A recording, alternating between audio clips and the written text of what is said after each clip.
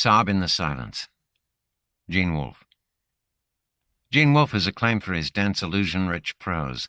He is a prolific short story writer as well as a novelist, and has won 2 Nebula Awards and 3 World Fantasy Awards. His latest books are Pirate Freedom, published by Tor, and Severian of the Guild, the Book of the New Sun, from Galatz. The author has been described as being simultaneously the Dickens and the Nabokov of the speculative genres. He lives in Barrington, Illinois. Sob in the Silence is horror, I think, says Wolfe. It originally appeared in Strange Birds, a chapbook published by Greg Ketter's Dreamhaven Books. The art is Lisa Snelling-Clark's, and the stories are mine. In the booklet, the reproduction of Lisa's The Children's Hour is too small and too dim to see the terrified faces of the children. They are peeping from the pocket of a tall figure with a puppet. The original art, in all its dark glory, comes pretty close to terrifying. This, the horror writer told the family visiting him, is beyond any question the least haunted house in the Midwest. No ghost, none at all, will come within miles of the place, so I am assured.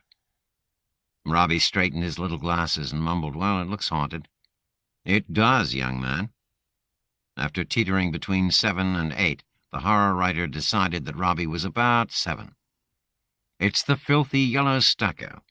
No doubt it was a cheerful yellow once, but God only knows how long it's been up. I'm going to have it torn off, every scrap of it, and put up fresh, which I will paint white." "Can't you just paint over?" Chiara asked. Chiara, of the all-conquering pout, of the golden hair and the tiny silver earrings. Looking very serious, the horror writer nodded, and licked his lips only mentally. "I've tried, believe me. That hideous color is the result of air pollution, of smoke, soot, and dirt, if you will, that has clung to the stucco. Paint over it, and it bleeds out through the new paint. Washing." "Water jets under high pressure." Dan was Robbie's father and Chiara's. "You can rent the units or buy one for $1,000 or so." "I own one," the horror writer told him. "With a strong cleaning agent added to the water, it will do the job." He paused to smile. "Unfortunately, the stucco's old and fragile. Here and there, a good jet breaks it." "Ghosts," Charity said. Charity was Mrs. Dan, a pudgy woman with a soft, not unattractive face, and a remarkable talent for dowdy hats. "Please go back to your ghosts." "I find ghosts far more interesting." "As do I." The horror writer favored her with his most dazzling smile.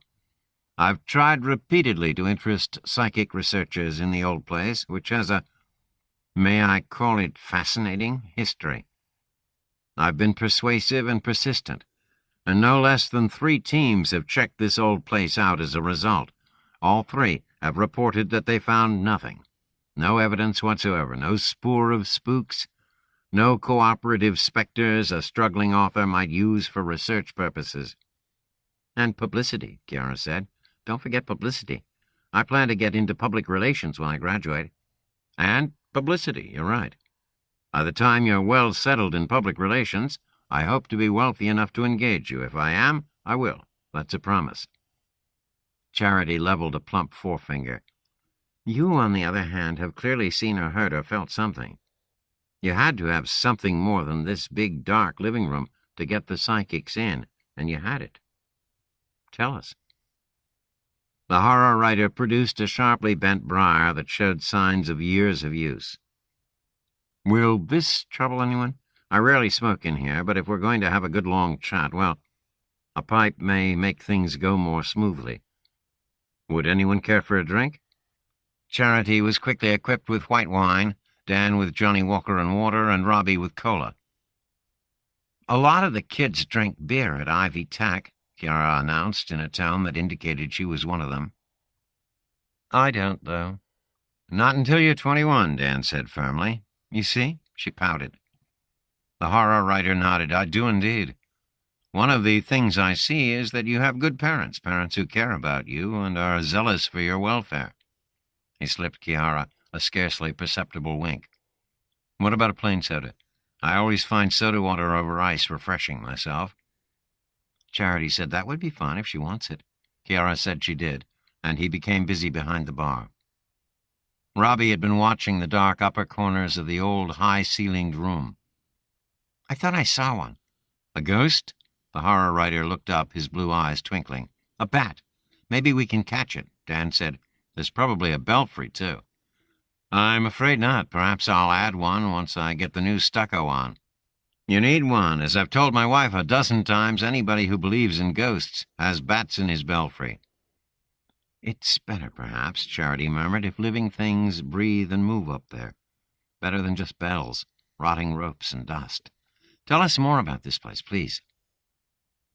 It was a country house, originally. With the air of one who performed a sacrament, the horror writer poured club soda into a tall frosted glass that already contained 5 ice cubes and, wholly concealed by his fingers, a generous 2 inches of vodka. A quiet place in which a wealthy family could get away from the heat and stench of city summers. The family was ruined somehow. I don't recall the details. I know it's usually the man who kills in murder-suicides, but in this house it was the woman. She shot her husband and her stepdaughters and killed herself. Charity said, I could never bring myself to do that. I could never kill Dan, or his children. I suppose I might kill myself. That's conceivable, but not the rest. Straight-faced, the horror writer handed his frosted glass to Kiara. I couldn't kill myself, he told her. I like myself too much. Other people? Who can say? Robbie banged down his cola. You're trying to scare us. Of course I am. It's my trade. Dan asked, They all died? That's good shooting. The horror writer resumed his chair and picked up his briar. No, as a matter of fact, they didn't. One of the 3 stepdaughters survived. She had been shot in the head at close range, yet she lived. Dan said, Happens sometime. It does. It did in this case. Her name was Maud Parkhurst. Maud was a popular name back around 1900, which is when her parents and sisters died. Ever hear of her? Dan shook his head. She was left penniless and scarred for life. It seems to have disordered her thinking. Or perhaps the bullet did it. In any event, she founded her own church and was its pope and prophetess. It was called, maybe it's still called, since it may still be around for all I know, the Unionists of Heaven and Earth. Charity said, I've heard of it. It sounded innocent enough. The horror writer shrugged. Today, perhaps it is. Back then, I would say no. Decidedly no. It was, in its own fantastic fashion, about as repellent as a cult can be. May I call it a cult? Kiara grinned prettily over her glass. Go right ahead. I won't object. A friend of mine, another Dan, wants to find a cult for me. He said that if the leader gets all the women, it's a cult. Dan nodded. Good man. There's a lot to that. There is. But in the case of the UHE, as it was called, it didn't apply. Maud Parkhurst didn't want the women or the men either. The way to get to heaven, she told her followers, was to live like angels here on earth. Dan snorted. Exactly. Any sensible person would have told them that they were not angels, that it was natural and right for angels to live like angels, but that men and women should live like human beings. We really know almost nothing about angels. Charity looked pensive. Just that they carry the Lord's messages. It's St. Paul, I think, who says that each of us has an angel who acts as our advocate in heaven. So we know that, too, but it's really very little. This is about sex, Kiara said. I smell it coming. The horror writer nodded. You're exactly right, and I'm beginning to wonder if you're not the most intelligent person here. It is indeed.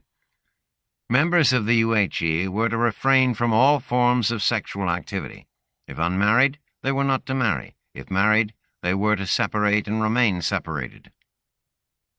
The University of Heaven at Elysium, on a T-shirt. I can see it now. Charity coughed, the sound of it scarcely audible in the large, dark room. Well, Kiara, I don't see anything wrong with that if it was voluntary. Neither do I, the horror writer said. But there's more. Those wishing to join underwent an initiation period of a year. At the end of that time, there was a midnight ceremony. If they had children, those children had to attend, all of them. There, they watched their parents commit suicide, or that's how it looked. I don't know the details, but I know that at the end of the service, they were carried out of the church, apparently lifeless and covered with blood. Charity whispered, "Good God." When the congregation had gone home, the horror writer continued, the children were brought here. They were told that it was an orphanage, and it was operated like one. Before long, it actually was one. Apparently, there was some sort of tax advantage, so it was registered with the state as a church-run foundation, and from time to time, the authorities sent actual orphans here. It was the age of orphanages, as you may know. Few children, if any, were put in foster homes. Normally, it was the orphanage for any child without parents or close relatives. Dan said, "There used to be a comic strip about it, Little Orphan Annie." The horror writer nodded. "Based upon a popular poem of the 19th century. Little Orphan Annies come to our house to stay and wash the cups and saucers up and brush the crumbs away, and shoo the chickens off the porch and dust the hearth and sweep, and make the fire and bake the bread and earn her board and keep. And all us other children, when the supper things is done, we set around the kitchen fire and has the mostest fun a-listening to the witch tales that Annie tells about, and the gobble-ons that gets you if you don't watch out." You see, the horror writer finished, smiling. In those days, you could get an orphan girl from such an orphanage as this to be your maid-of-all-work and babysitter. You fed and clothed her, gave her a place to sleep, and paid her nothing at all. Despite being showered with that sort of kindness, those girls picked up enough of the monstrosity and lonely emptiness of the universe to become the first practitioners of my art. The oral recounters of horrific tales whose efforts preceded all horror writing. "Was it really so bad for them?" Chiara asked. "Here? Worse. I haven't told you the worst yet, you see. Indeed, I haven't even touched upon it." The horror writer turned to Dan. "Perhaps you'd like to send Robbie out. That might be advisable." Dan shrugged. "He watches TV. I doubt that anything you'll say will frighten him." Charity pursed her lips but said nothing. The horror writer had taken advantage of the pause to light his pipe. "You don't have to stay, Robbie." He puffed fragrant white smoke and watched it begin its slow climb to the ceiling. "You know where your room is, and you may go anywhere in the house unless you meet with a locked door." Chiara smiled. "Secrets. We're in Bluebeard's castle. I knew it." "No secrets," the horror writer told her. "Just a very dangerous cellar stair, steep, shaky, and innocent of any sort of railing." Robbie whispered, "I'm not going." "So I see." From time to time, Robbie, one of the children would learn or guess that his parents were not, in fact, dead. When that happened, he or she might try to get away and return home. I've made every effort to learn just how often that happened, but the sources are contradictory on the point. Some say 3 and some 5, and one says more than 20. I should add that we who perform this type of research soon learn to be wary of the number 3. It's the favorite of those who don't know the real number. There are several places on the grounds that may once have been graves, unmarked graves long since emptied by the authorities, but— Charity leaned toward him, her face tense. "Do you mean to say that those children were killed?" The horror writer nodded. "I do. Those who were returned here by their parents were. That is the most horrible fact attached to this really quite awful old house. Or at least, it is the worst we know of, perhaps the worst that occurred." He drew on his pipe, letting smoke trickle from his nostrils. "A special midnight service was held here in this room in which we sit. At that service, the church members are said to have flown, to have fluttered about this room like so many strange birds. No doubt they ran and waved their arms, as children sometimes do. Very possibly they thought they flew. The members of medieval witch cults seem really to have believed that they flew to the gatherings of their covens, although no sane person supposes they actually did." Charity asked, "But you say they killed the children?" The horror writer nodded. "Yes. At the end of the ceremony. Call it the children's hour, a term that some authorities say they used themselves. They shot them as Maud Parkhurst's father and sisters had been shot. The executioner was chosen by lot. Maud is said to have hoped aloud that it would fall to her, as it seems to have done more than once, twice at least. Dan said, "It's hard to believe anybody would really do that. Perhaps it is, although news broadcasts have told me of things every bit as bad or worse." The horror writer drew on his pipe again, and the room had grown dark enough that the red glow from its bowl lit his face from below. The children were asleep by that time, as Maud, her father, and her sisters had been.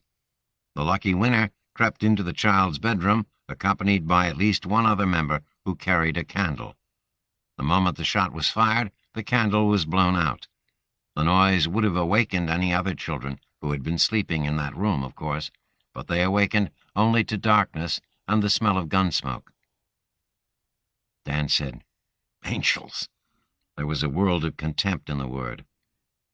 "There are angels in hell," the horror writer told him, "not just in heaven. Indeed, the angels of hell may be the more numerous." Charity pretended to yawn while nodding her reluctant agreement. "I think it's time we all went up to bed, don't you?" Dan said, "I certainly do. I drove one hell of a long way today." Chiara lingered when the others had gone. "It's really nice meeting you." She swayed as she spoke, though only slightly. "Don't forget I get to be your public relations agent. You promised." "You have my word," the horror writer smiled, knowing how much his word was worth. For a lingering moment they clasped hands. "It's hard to believe," she said, "that you were Dad's roommate. You seem so much younger." He thanked her and watched her climb the wide curved staircase that had been the pride of the Parkhursts long ago, wondering all the while whether she knew that he was watching. Whether she knew or not, watching Chiara climb stairs was too great a pleasure to surrender. On the floor above, Charity was getting Robbie ready for bed. "You're a brave boy, I know. Aren't you a brave boy, darling? Say it, please. It always helps to say it." "I'm a brave boy," Robbie told her dutifully. "You are. I know you are. You won't let that silly man downstairs fool you. You'll stay in your own bed, in your own room, and get a good night's sleep. We'll do some sightseeing tomorrow, forests and lakes and rugged hills where the worked-out mines hide." Charity hesitated, gnawing with small white teeth at her full lower lip. "There's no nightlight in here, I'm afraid, but I've got a little flashlight in my purse. I could lend you that. Would you like it?" Robbie nodded and clasped Charity's little plastic flashlight tightly as he watched her leave. Her hand, the one without rings, reached up to the light switch. Her fingers found it. There was darkness. He located the switch again with the watery beam of the disposable flashlight, knowing that he would be scolded, perhaps even spanked, if he switched the solitary overhead light back on, but wanting to know exactly where that switch was, just in case. At last he turned Charity's flashlight off and lay down. It was hot in the too large, too empty room. Hot and silent. He sat up again and aimed the flashlight toward the window. It was indeed open, but open only the width of his hand. He got out of bed, dropped the flashlight into the shirt pocket of his pajamas, and tried to raise the window farther. No effort he could put forth would budge it. At last he lay down again, and the room felt hotter than ever. When he had looked out through the window, it had seemed terribly high. How many flights of stairs had they climbed to get up here? He could remember only one, wide carpeted stairs that had curved as they climbed. But that one had been a long, long stair. From the window, he had seen the tops of trees, treetops and stars. The moon had been out, lighting the lawn below and showing him the dark leaves of the treetops, although the moon itself had not been in sight from the window. "It walks across the sky," he told himself. Dan, his father, had said that once. "You could walk—" The voice seemed near, but faint and thin. Robbie switched the flashlight back on. There was no one there. Under the bed, he thought. They're under the bed. But he dared not leave the bed to look, and lay down once more. An older person would have tried to persuade himself that he had imagined the voice, or would have left the bed to investigate. Robbie did neither. His line between palpable and imagined things was blurred and faint, and he had not the slightest desire to see the speaker, whether that speaker was real or make-believe. There were no other windows that might be opened. He thought of going out. The hall would be dark, but Dan and Charity were sleeping in a room not very far away. The door of their room might be locked, though. They did that sometimes. He would be scolded in any event. Scolded and perhaps spanked, too. It was not the pain he feared, but the humiliation. "I'll have to go back here," he whispered to himself. "Even if they don't spank me, I'll have to go back." "You could walk away." A girl's voice, very faint. From the ceiling? No, Robbie decided. From the side toward the door. "No," he said, "they'd be mad. You'll die. Like us." Robbie sat up, shaking. Outside, the horror writer was hiking toward the old rented truck he had parked more than a mile away. The ground was soft after yesterday's storm, and it was essential, absolutely essential, that there be tracks left by a strange vehicle.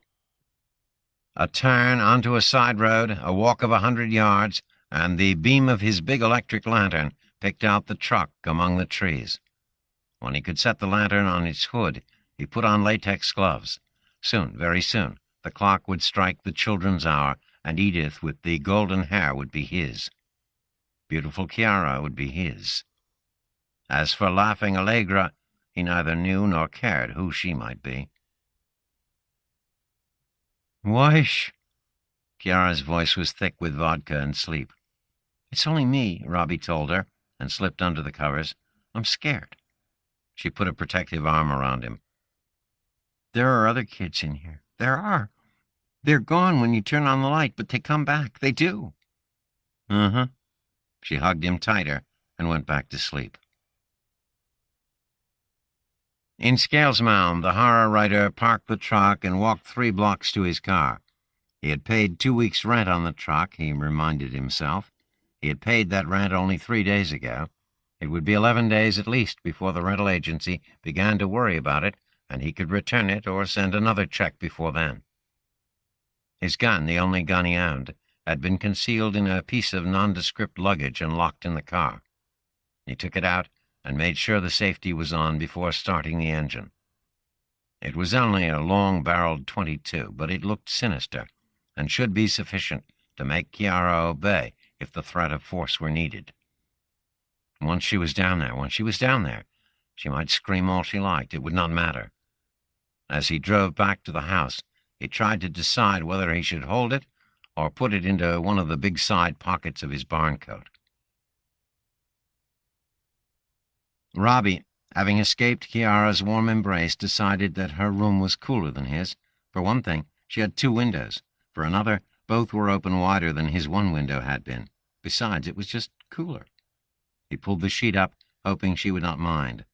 "Run," whispered the faint, thin voices. "Run. Run.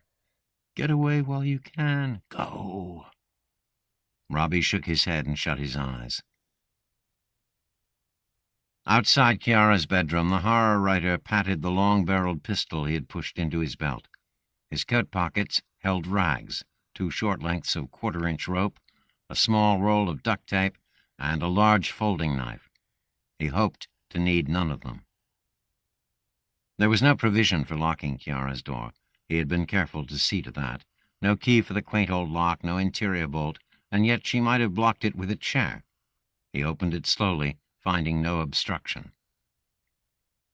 The old oak doors were thick and solid, the old walls thicker and solider still.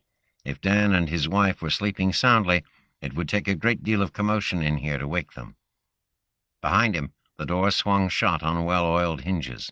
The click of the latch was the only sound. Moonlight coming through the windows rendered the pen light in his shirt pocket unnecessary. She was there, lying on her side and sound asleep, her lovely face turned toward him. As he moved toward her, Robbie sat up, his mouth a dark circle, his pale face a mask of terror. The horror writer pushed him down again. The muzzle of his pistol was tight against Robbie's head. This, though the horror writer could not have said how it came to be there. His index finger squeezed even as he realized it was on the trigger. There was a muffled bang like the sound of a large book dropped. Something jerked under the horror writer's hand, and he whispered, "Die like my father, like Alice and June, die like me." He whispered it, but did not understand what he intended by it. Kiara's eyes were open. He struck her with the barrel, reversed the pistol, and struck her again and again with the butt, stopping only when he realized he did not know how many times he had hit her already, or where his blows had landed. After pushing up the safety, he put the pistol back into his belt and stood listening. The room next to that in which he stood had been Robbie's. Presumably, there was no one there to hear. The room beyond that one, the room nearest the front stair, was Dan's and Charity's. He would stand behind the door if they came in, shoot them both, run. Mexico, South America. They did not. The house was silent save for his own rapid breathing and Kiara's slow, labored breaths. Beyond the open windows, the night wind sobbed in the trees. Any other sound would have come almost as a relief. There was none. He had broken the cellar window, left tracks with the worn old shoes he had gotten from a recycle store, left tire tracks with the old truck. He smiled faintly when he recalled its mismatched tires. Let them work on that one. He picked up Kiara and slung her over his shoulder, finding her soft, warm, and heavier than he had expected. The back stairs were narrow and in poor repair. They creaked beneath his feet, but they were farther, much farther, from the room in which Dan and Charity slept. He descended them slowly, holding Kiara with his right arm, while his left hand grasped the rail. She stirred and moaned. He wondered whether he would have to hit her again, and decided he would not unless she screamed. If she screamed, he would drop her and do what had to be done. She did not. The grounds were extensive and included a wood from which long ago firewood had been cut. It had grown back now, a tangle of larches and alders, firs and red cedars. Toward the back, not far from the property line, he had by merest chance stumbled upon the old well. There had been a cabin there once. No doubt it had burned. A cow or a child might have fallen into the abandoned well, and so some prudent person had covered it with a slab of limestone. Leaves and twigs on that stone had turned in time to soil. He had moved the stone away, leaving the soil on it largely undisturbed. When he reached the abandoned well at last, panting and sweating, he laid Kiara down. His penlight showed that her eyes were open. Her blood-stained face seemed to him a mask of fear. Seeing it, he felt himself stand straighter and grow stronger.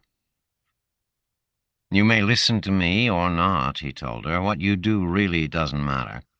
But I thought I ought to do you the kindness of explaining just what has happened and what will happen, what I plan, and your place in my plans." She made an inarticulate sound that might have been a word or a moan. "You're listening. Good. There's an old well here, only I know that it exists. At the bottom, shall we say 12 feet down?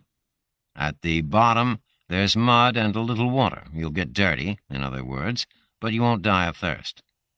There you will wait for me for as long as the police actively investigate. From time to time, I may or may not come here and toss down a sandwich." He smiled. "It won't hurt you in the least, my dear, to lose a little weight. When things have quieted down, I'll come and pull you out. You'll be grateful, oh, very grateful, for your rescue. Soiled and starved, but very grateful. Together, we'll walk back to my home. You may need help, and if you do, I'll provide it." He bent and picked her up. "I'll bathe you, feed you, and nurse you." 3 strides brought him to the dark mouth of the well. "After that, you'll obey me in everything, or you had better, and in time, perhaps, you'll come to like it." He let her fall, smiled, and turned away.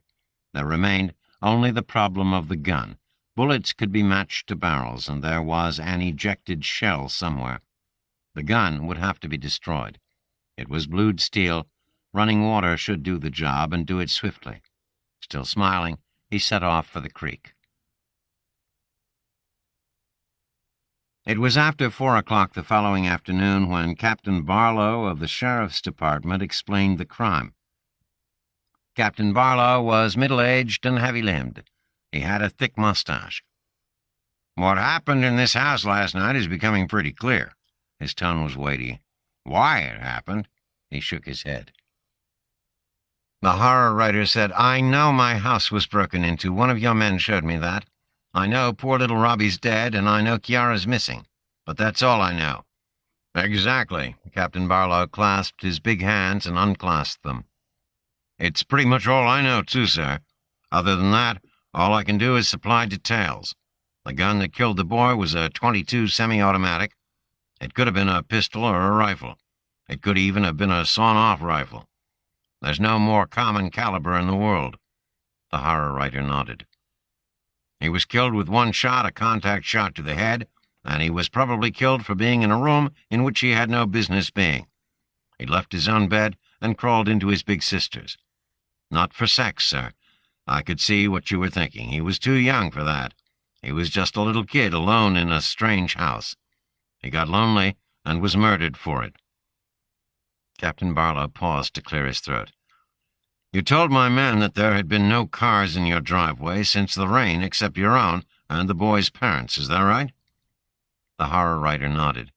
"I've racked my brain trying to think of somebody else and come up empty. Dan and I are old friends. You ought to know that." Captain Barlow nodded. "I do, sir. He told me. We get together when we can. Usually that's once or twice a year. This year, he and Charity decided to vacation in this area. He's a golfer and a fisherman." Captain Barlow nodded again. "He should love our part of the state." "That's what I thought, Captain. I don't play golf, but I checked out some of the courses here. I fish a bit, and I told him about that. He said he was coming, and I told him I had plenty of room. They were only going to stay for 2 nights. "You kept your cellar door locked, usually?" "No. I locked it when I heard they were coming. The cellar's dirty and the steps are dangerous. You know how small boys are." "Yes, sir. I used to be one." "The killer jimmied it open." The horror writer nodded. "I saw that." "You sleep on the ground floor. You didn't hear anything?" "No, I'm a sound sleeper." "I understand. Here's my problem, sir, and I hope you can help me with it. Crime requires 3 things: their motive, means, and opportunity. Know those, and you know a lot. I've got a murder case here. It's the murder of a kid. I hate the bastards who kill kids, and I've never had a case I wanted to solve more." "I understand," the horror writer said. "Means is no problem. He had a gun, a car, and tools. Maybe gloves, because we haven't found any fresh prints we can't identify. His motive may have been robbery, but it was probably of a sexual nature.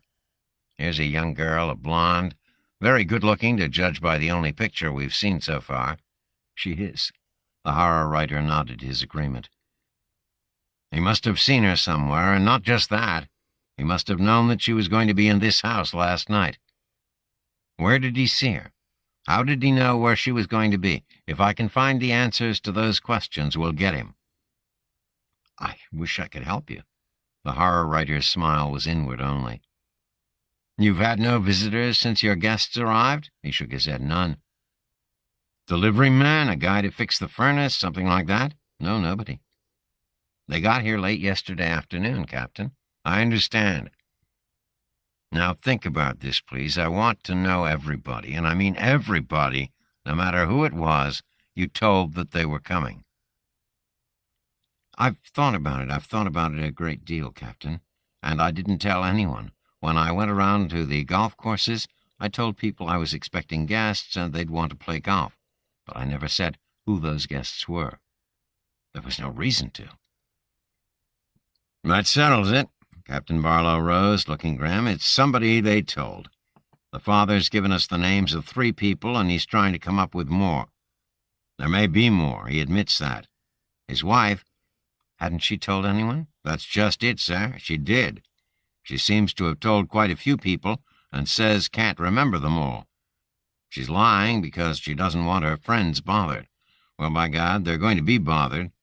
One of my problems, is that all these people are out of state. I can't go after them myself, and I'd like to. I want to have a good look at them. I want to see their faces change when they're asked certain questions." He breathed deep, expanding a chest notably capacious, and let it out. "On the plus side, we're after a stranger. Some of the local people may have seen him and noticed him. He may, I said may, be driving a car with out-of-state plates." "Couldn't he have rented a car at the airport?" the horror writer asked. "Yes, sir, he could, and I hope to God he did. If he did, we'll get him sure.